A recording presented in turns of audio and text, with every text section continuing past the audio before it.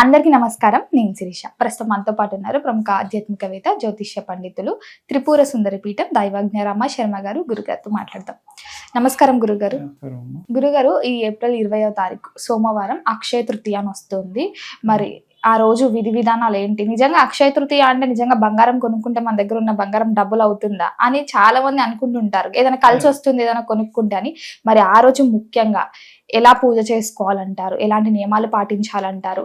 ఎలాంటి వస్తువులు మనం ఇంట్లో కొనుక్కుంటే కలిసి వస్తుంది అంటారు? ఎలాంటి దాన ధర్మాలు కూడా చేయాలంటారు? ఒక్కసారి. శ్రీ గురుభ్యో నమః. శ్రీ మహాగణాధిపతే నమః. అరుణాం కరుణాతరంగితాక్షిం ధృతపాశాంకుశ పుష్పబాణ చాపాం అనిమాదివిరయూరుతాం అయూకైః అహమిత్యేవ విభావయేద్ భవానీం. ఓం శ్రీమాత్రే నమః. సర్వమంగళమాంగళ్యే శివే సర్వార్థసాధకే శరణ్యే త్ర్యంబకే గౌరీ నారాయణి నమోస్తుతే. అక్షయ తృతీయ అంటారు, దాన్ని అక్షతది అంటారు. వైశాఖ తెలుగు నెలల్లో వైశాఖ మాసంలో వచ్చేటువంటి ఒక శుద్ధ తదియను అక్షతది అంటారు. దీనికి మనకు భవిష్య పురాణంలో దాంట్లో వ్రత విధానాలు చెప్పినప్పుడు వ్యాస మహాముని చెప్తున్నాడు. ఇది ఒక పండుగ అయితే ఇంతకుముందు ఎవరికి తెలియదు కొంతకాలం వరకు. అది మొన్న వాళ్ళు చేసేటప్పుడు అది ప్రాచుర్యాన్ని పొందింది, బాగా ప్రాచుర్యాన్ని పొందింది. ముఖ్యంగా ఎప్పుడైతే ఈ మీడియా వచ్చిందో అప్పటి నుంచి కొన్ని పండుగలు మంచి ప్రాచుర్యాన్ని చేసుకుంటున్నాయి. ఈ పండుగ నాడు చేయవలసింది ఏముంది అంటే దాన ధర్మాలు ఎక్కువగా చేయడం, విష్ణుమూర్తి పూజ చేయడం అనేటువంటిది దీనికి ముఖ్య ప్రాధాన్యం. ఆ రోజు విష్ణుమూర్తి యొక్క పూజ చేయాలి, దాన ధర్మాలు చెయ్యాలి. అందుకే మనకేమిటాడు, అక్షయ సంతతి తస్యాం సుకృతం అక్షయం అక్షితై పూజ్యతే విష్ణు తేన సాక్షతయా స్మృతా అన్నాడు మనకు భవిష్య పురాణంలో. అక్షింతలతోటి విష్ణుమూర్తిని ఆ రోజు పూజ చేయాలి, అవి అక్షయ సంపద ఇస్తుంది అని చెప్పి మనకు పురాణాలలో చెప్పినటువంటిది. అయితే బంగారం కొనాలి, తప్పకుండా కొనాలని అప్పులు చేసి బంగారం కొనమని ఏ వరాహ పురాణం, భవిష్య పురాణం కానీ బ్రహ్మాండ పురాణం కానీ ఏ పురాణంలో చెప్పలేదు, ఏది చెయ్యలేదు. అది మనం ఒకరిని చూసి ఒకరం నేర్చుకొని దాన్ని తెచ్చుకొని పెట్టుకునేటువంటిదే. అయితే దీనికి ఉదాహరణగా చెప్పడం ఏంటంటే, శాకల నగరం అనేటువంటిది పూర్వకాలం ఒకటి ఉండేది. ఆ శాకల నగరంలో ధర్ముడు అనేటువంటి ఒక కోమటి వైశ్యుడు ఉండేవాడు. అతను విష్ణు భక్తి పరాయణుడు. రోజు విష్ణుమూర్తి నామస్మరణ, విష్ణు యొక్క పూజ చేసుకుంటూ ఉండేవాడు. తనకు తోచినంతలో దాన ధర్మాలు చేసుకుంటూ ఉండేవాడు. ప్రతిరోజు సాయంకాలం ఏం చేసేవారు, అక్కడ ఉన్న దేవాలయానికి వెళ్ళి అక్కడ ఉన్న పూజారి ప్రవచనాలు చేస్తుంటే వింటూ కూర్చొని ఉన్నాడు. నిరంతరం దైవభక్తి, భార్య బిడ్డలు అందరూ కూడా అదే ఉన్నారు. ఒకనాడు ఇలా అదే విధంగా పూజారి చెప్తూ ఉంటూ అక్షయ తదియ గురించి ఆ పూజారి గారు చెప్పారు. అక్షయ తదియ నాడు పూజ చేసుకోండి, దాన ధర్మాలు చేయండి, ఆ విష్ణు సహస్రనామాలతో విష్ణుమూర్తి యొక్క అష్టోత్తర నామాలతో పూజ చేసుకోండి, మీకు సంపద కలుగుతుంది, కానీ దాన ధర్మాలు తప్పకుండా చెయ్యాలి అని చెప్పి ఆ బ్రాహ్మడు చెప్పడము, ఈ వైశ్యుడు వినడం, ధర్మజుడు వినడం అనేటువంటి జరిగింది.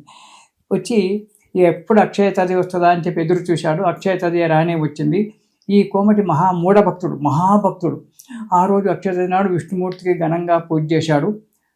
తనకున్న దాంట్లో ఉన్న అందరికీ దానము, పెద్దలు విధులు అనుకున్న అందరికీ దానం చేశాడు. దాంట్లో ముఖ్యంగా చెప్పులు, ఛత్రి అంటే గొడుగు, పాదరక్షలు, గొడుగు, ఉదకుంభ దానం అంటే ఒక నీళ్ళతో ఉన్నటువంటి ఒక చెంబు, ఇవన్నీ కూడా దానం ఇవ్వడం ఆ రోజు మనకు చాలా మంచిది. ఇవన్నీ కూడా చెప్తే సరే ఇంటికి వచ్చిండు బ్రాహ్మణులకు, వాళ్ళకు, బీద వాళ్లకు ఈ చెప్పులు, ఛత్రి, గొడుగులు ఇవన్నీ కూడా ఉదకుంభ దానాలు, ఇవన్నీ కూడా మామిడి పళ్ళు.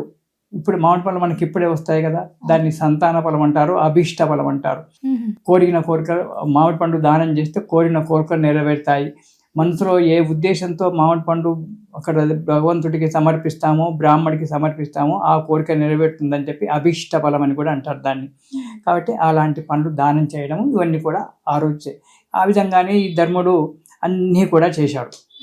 భార్య బిడ్డలు అయ్యో సంపద అంతా అయిపోతుంది అన్నా వినకుండా అంతా దానం చేసేశాడు. ఇలా ప్రతి సంవత్సరం చూస్తున్నామంటే ఉన్న సంపద అంతా కూడా అయిపోయింది ధర్మునికి. బీద స్థితి వచ్చింది. అయినా పూజ మానలేదు, ఉన్న దాంట్లో సంతోషంగా కాలం గడుపుకున్నారు. ఒక బుక్క భోజనం దొరికితే ఆ 2 మెతుకుల భోజనంతో సంతోషంగా ఉన్నారు, పిడికట్టు దొరికినా సంతోషంగానే ఉన్నారు. ఇలా ఉండి అక్షయ తృతీయ పూజ మాత్రం వదులుకోలేదు. చివరకు కాలం అయిపోయింది, మరణించాడు. తిరిగి 2వ జన్మలో శాకల్య నగరానికి అతను రాజై పుట్టాడు. ఇప్పుడు చేసుకున్న పుణ్యం అప్పుడు రాజుగా పుట్టించింది. అయితే అతని భార్య మళ్ళీ వన్లే ఆ దంపతులే అక్కడ రాజయ్యారు. అతనికి భార్య ఈమెనే అయింది, ఈయన భార్య రాజా చేస్తున్నాడు. అయినా గత జన్మం యొక్క స్మరణ వల్ల అక్షయ తృతీయ అనేటువంటిది మర్చిపోలేదు, దాన ధర్మాలు మర్చిపోలేదు, అవి చేస్తూనే ఉన్నాడు. 10 మందితో చేయిస్తున్నాడు, తన రాజ్య ప్రజలందరి చేత కూడా చేయిస్తూనే ఉన్నాడు. ఇలా చేయించడం వల్ల సంపద తరగడం లేదు రాజుగారికి. సంపద రోజు రోజుకు పెరుగుతుంది. పోయిన జన్మ రోజు చేసుకున్న పుణ్యం ఉంది కదా, దానివల్ల ఎంత ఇతను దానా ధర్మాలు చేస్తున్నాడో అంతకు మిన్నగా వస్తున్నాయి. అలా ఈ అక్షయ తృతీయ నాడు విష్ణుమూర్తి యొక్క పూజ చేయమని చెప్పాడు. ఏమని చెప్పాడు? అక్షతై పూజ్యతే విష్ణు అన్నాడు, కానీ హిరణ్యేన పూజ్యతే విష్ణు అనలేదు. బంగారంతో పూజ చేయమని చెప్పలేదు శాస్త్రంలో. అక్షతై పూజ్యతే విష్ణు, అక్షతల చేత, అంటే అక్షింతలు అంటే తెలుసు కదా, అక్షింతల చేత స్వామివారికి పూజ చెయ్యాలి. ఆ రోజు ఉదయం పొద్దున్నే లేచి స్నానము, సంధ్యావందనాలు, మన నిత్య కార్యక్రమాలన్నీ కూడా తీర్చుకొని విష్ణుమూర్తి విగ్రహము లేదా ఫోటో పెట్టుకొని ఆ విష్ణు సహస్రనామాలు కానీ విష్ణు అష్టోత్తర నామాలు కానీ చదివి విష్ణుమూర్తికి పూజ చేసి ఆ అక్షింతలు ఏం చెయ్యాలి? ఒక మూట కట్టి అల్మారిలో పెట్టుకోండి, దేవుడికి సమర్పించినవి. దానివల్ల మనకు సంపదలు వస్తాయి, అనుకున్న పనులు జరుగుతుంటాయి. అంతేగాని బంగారం కొని బంగారంతో విష్ణుమూర్తికి పూజ చేయాలి, బంగారమే కొనాలి అనేటువంటిది ఎక్కడా రాసి లేదు. అనవసరంగా అప్పులు చేసి బంగారం కొనుక్కుంటే అప్పులు మిగులుతాయి, కానీ బంగారం పెరగదు, అంతే ఉంటుంది. ఎంత ఉంటుంది, నువ్వు ఎంత కొన్నావో గంతే బంగారం ఉంటుంది, కానీ బంగారం పెరగదు, అప్పులు మాత్రం మిగులుతాయి. ఎందుకంటే ఇవాళ చాలా తక్కువ ధర ఉంది బంగారం కాబట్టి కిలోలు కొనుక్కొని పెట్టుకోండి. చాలా తక్కువ ధర ఉంది కదా బంగారం, 1,50,000 పెద్దగా కష్టం ఏం లేదు, కొనుక్కొని పెట్టుకోండి అని. బంగారం పెరగదు, అప్పులు మిగులుతాయి. కాబట్టి బంగారం కొనాలని చెప్పి ఏ శాస్త్రము చెప్పలేదు తల్లి. దానికి ఏం చేయాలంటే అక్షింతలతో విష్ణుమూర్తికి పూజ చేసి ఆ అక్షింతలు దాచిపెట్టుకోవాలి.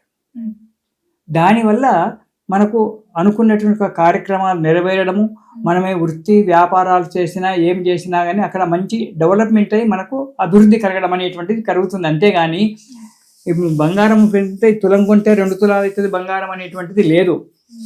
అలా ఏం చెప్పలేదు, ఎక్కడ చెప్పలేదు. కాబట్టి అది మీ ఇష్టం, కొంటే నేను వద్దనేవాడిని కాదు, కానీ అప్పులపాలుగా అయ్యి భారం పెట్టుకోకూడదు. అక్షింతలతో స్వామి అంటే మనకు భవిష్య పురాణంలో మనకు చెప్పినటువంటి ఏంటంటే అక్షతై పూజ్యతే విష్ణు అన్నాడు. అక్షింతల చేత నాకు పూజ చేయండిరా చాలన్నాడు విష్ణుమూర్తి. అందు గురించి అలా పూజ చేసి ఆ స్వామివారి యొక్క అనుగ్రహాన్ని పొంది ఆ అక్షింతలు మనము ఒక డబ్బలనో ఒక మూటనో కట్టి పెట్టుకుంటే దానివల్ల ఏమవుతుందంటే మనం చేసే వృత్తిలో వ్యాపారంలో డెవలప్మెంట్ వచ్చి మనకు ధనం వస్తుంది, సుఖంగా జీవిస్తాము. మళ్ళీ జన్మలో మంచి ఒక శ్రీమంతుని కుటుంబంలో, ఏ అంబానీ అటువంటి వాళ్ళ కుటుంబంలో జన్మించి సుఖము సౌభాగ్యము మనం పొందుతాం తల్లి. ఇది అక్షయ తృతీయ యొక్క పూజా విధానము, పూజ. అంతేగాని బంగారమే కొని బంగారంతో పూజ చేయాలి అని చెప్పి ఎక్కడ చెప్పలేదు. కాకపోతే వైశాఖ మాసంలో చెప్పులు, గొడుగు ఇవి దానం చేస్తే మహాపుణ్యం, మోక్ష సామ్రాజ్యం, పితృదేవతలు చాలా సంతోషపడతారు. ఎందుకు చేయాలి అంటే దీనికి ఒక చిన్న కథ ఉంది, అది చెప్తాను. చెప్పులు గొడుగు ఎలా వచ్చినాయి, పూర్వకాలంలో ఉన్నాయా అనేటువంటి ఒక విషయం కాదు. ముందు పూర్వకాలంలో గొడుగులు లేవు, ఏమి లేవు. ఆ వాతావరణం వీళ్ళు ఎలా సంకల్పం చేస్తే అలా వాతావరణం ఉంది. వాన రావాలంటే వర్షం రావాలంటే వర్షం వచ్చింది, ఎండ కొట్టమంటే ఎండ కొట్టింది, చలి ఉండమంటే చలి ఉంటుంది. అది ఒక ఋషుల యొక్క చేతిలో సత్యయోగం కాబట్టి సత్యంగానే నడిచింది. అలాంటి సమయంలో ఓసారి జమదగ్ని మహాముని, రేణుకాదేవి, జమదగ్ని మహాముని భార్య పేరు రేణుకాదేవి. ఈ జమదగ్ని మహాముని మంచి శాస్త్ర సంపన్నుడు, వేద సంపన్నుడు, శాస్త్ర సంపన్నుడు, ధనుర్విద్య పారంగతుడు. ధనుర్విద్య కూడా మహాఘనంగా నేర్చినటువంటి వారు. అక్కడ నది ఒడ్డున ఉన్నారు. ఒక నది ఒడ్డున మాహిష్మతి నగరంలో పక్కకు నది ఒడ్డున ఉన్నారు. ఆ మాహిష్మతి నగరాన్ని కార్తవీర్యార్జునుడు పరిపాలన చేస్తుంటాడు. అక్కడి దగ్గరలోనే ఒక నది ఒడ్డున జమదగ్ని మహాముని వీళ్ళున్నారు, జపము తపము చేసుకుంటున్నారు. అయితే ఒకసారి జమదగ్ని మహామునికి ఏం అలవాటు అంటే రోజు ఉదయమే దేవుని పూజ అవన్నీ చేసుకున్న తర్వాత నిత్యకర్మాలు చేసుకున్న తర్వాత ధనుర్విద్య అభ్యాసం చేయడం, రోజు బాణాలు వదిలిపెట్టి వేయడము. ఈ రేణుకాదేవి నవ్వుకుంటూ వెళ్ళి బాణాలు తీసుకొచ్చి మళ్ళీ భర్తకి ఇవ్వడం, ఈమె వెళ్ళడం, ఈయన వేయడము, ఆమె తీసుకొచ్చి ఇవ్వడం. ఇది వాళ్ళిద్దరికి ఒక ఆటగా మారిపోయింది. ఇలా వాళ్ళిద్దరికి ఇలా ప్రతిరోజు చేస్తున్నారు. ఉదయం కాగానే అనుష్ఠానం కాగానే మంచిగా ఆగా వచ్చి ఆ ఉష్కలో కూర్చొని ఈయన బాణాలు సంధిస్తూ వదిలిపెట్టడము, రేణుకాదేవి వెళ్ళి ఆ బాణాలు తీసుకొచ్చి మళ్ళీ జమదగ్నికి ఇవ్వడము, ఈయన వదిలిపెట్టడం. ఇలా అవుతుంది.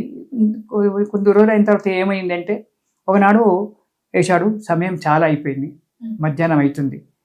జమదగ్ని మహాముని బాణాన్ని వేశాడు.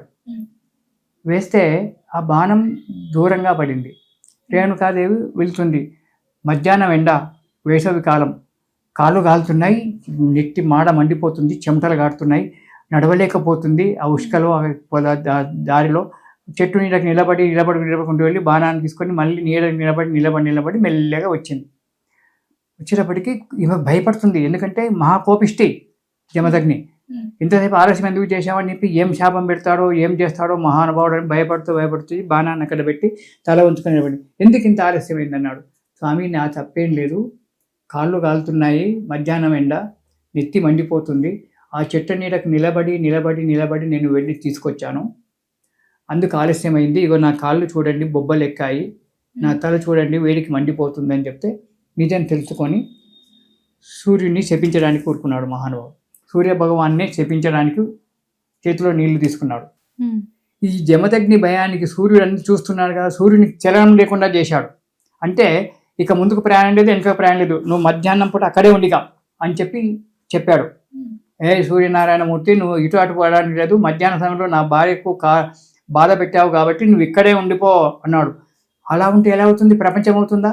సూర్య కిరణం లేకపోతే సాయంకాలం ఎలా అవుతుంది, మళ్ళీ ఉదయం ఎలా అవుతుంది, మధ్యాహ్నం పూట ఇంత వేడికి ప్రపంచాలన్నీ కూడా మాడిపోతాయి మధ్యాహ్నం వేళ్లకు అని చెప్పి సూర్యుడే దిగొచ్చాడు.